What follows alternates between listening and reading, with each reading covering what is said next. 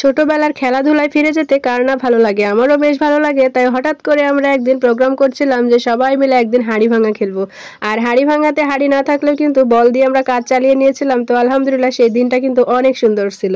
তো আসসালামু আলাইকুম সবাইকে, সবাই কেমন আছেন? আশা করি অনেক ভালো আছেন। আলহামদুলিল্লাহ আমি অনেক ভালো আছি। আবারও হাজির হয়ে গেলাম আপনাদের সামনে বড় একটি ভিডিও নিয়ে। ভিডিওটি বেশ অনেক দিন আগের কাজ ছিল, তারপরেও কিন্তু নতুন ভাবে আপনাদের সামনে উপস্থাপন করব মুশিস লাইফস্টাইল পেজ থেকে। তো যাই হোক, কথা না বাড়িয়ে আমি কথা বলা শুরু করে দিই। আসলে সেই দিন ছিল রমজান মাস, আর রমজান মাসে আমাদের কিন্তু একটা খেলার অনুষ্ঠান ছিল। সেটা ছিল আমাদের তানোরের মধ্যে কোনো একটা স্কুল, আর সেই স্কুল কিন্তু বালিকা বিদ্যালয়। আর সকল বালিকাদের নিয়ে কিন্তু আমাদের সেই খেলাধুলাগুলো, আর খেলাধুলাগুলো যে এত ভালোভাবে হচ্ছিল, তো সব মিলিয়ে অসাধারণ অসাধারণ একটা পরিবেশ পরিস্থিতির মধ্যে কিন্তু আমরা খেলাগুলো করছিলাম। আর সকল মেয়েরা কিন্তু খুব সুন্দরভাবে পার্টিসিপেট করছিল এই হাড়ি ভাঙা খেলাটাতে।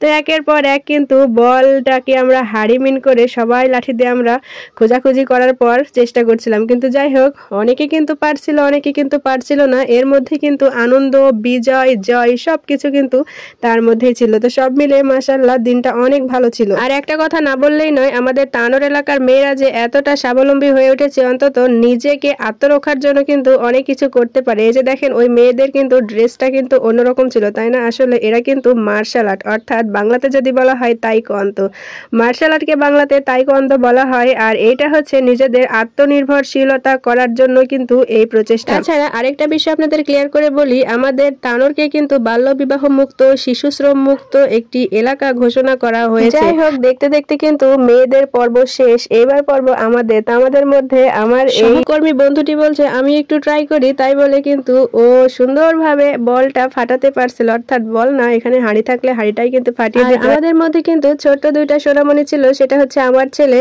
আর এই মেয়েটা। এও কিন্তু আমার সেই সীমা আপুর বোনের মেয়ে। তো ওরা সারাক্ষণই আমাদের সাথে ঘুরে। তো ওরাও যখন জেদ করলো, তখন ওদের চোখগুলো হালকা বের করে দিয়ে তাদের লাঠি হাতে ধরিয়ে দেওয়ার পর তারা কিন্তু অনায়াসে বলে মারতে পারছিল। তাতে তারা বেজায় খুশি হয়েছিল। আসলে ছোটদের আনন্দ খুশি দেখে মনটা একদম ব্যাকুল হয়ে গেল।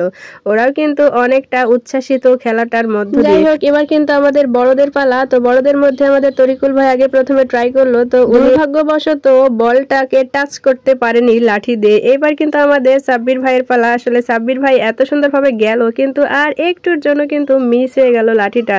আসলে লাঠি আর বল দুজন কিন্তু দুজনের বিপক্ষে ছিল, বিধায় হয়তো বা কাজ করে। এদিকে আমার মামাও রেডি সেটি হলো, কিন্তু তিনিও বলকে টাচ করতে পারলো না। আর এইবার আমাদের সীমা আপুর পালা। তো আপু খুব সুন্দরভাবে কিন্তু বলটাকে মারতে পারলো। আসলে জানি না দেখতে পাইছে কি পাইনি, তাও জানি না। সর্বশেষে যখন আমার পালা আসে, তখন আমার ছেলে তো আমাকে কিছু করতেই দেয়নি। আমি শুধু কানার মতো চোখ বন্ধ করেছিলাম, আর আমার ছেলেটাই আমার বলটা ফাটিয়ে দিচ্ছিল। তো যাই হোক, আমরা যখন সবাই একসাথে থাকি, তখন কিন্তু এরকম হাসি মজা, ইয়ারকি, খেলাধুলা সবকিছু হতেই থাকে, চলতেই থাকে আনলিমিটেড। আজকের মতো ভিডিও এখানেই শেষ করছি। আর ভিডিওটি কেমন হলো অবশ্যই জানাতে ভুলবেন না। ভালো থাকবেন, সুস্থ থাকবেন, মুশিস লাইফস্টাইলের পাশে থাকবেন। আল্লাহ হাফেজ।